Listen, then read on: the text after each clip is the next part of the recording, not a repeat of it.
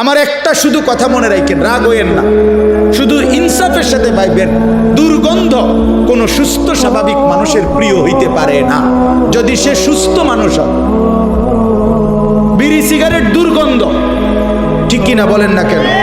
পেশাবের গন্ধ, পায়খানার গন্ধ কোনো স্বাভাবিক মানুষ যে সুস্থ তার কাছে প্রিয় হইতে পারে না। অতএব বিড়ি সিগারেটের দুর্গন্ধ এটা কোনো সুস্থ স্বাভাবিক মানুষের কাছে প্রিয়, পছন্দনীয়, তার ব্যবহারের জিনিস এটা হইতে পারে না।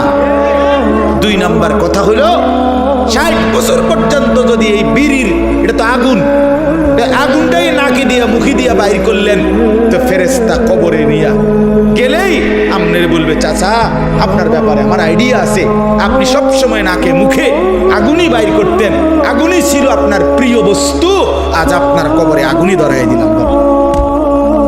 আগুনেই থাকেন, আগুনেই থাকেন, যেহেতু আগুনই তো আপনার কি ছিল, তো আজ কবরে কি ধরাই দিলাম, আগুন লাগাই দিলাম, থাকেন আগুন। এই জন্য কষ্ট পাইবেন,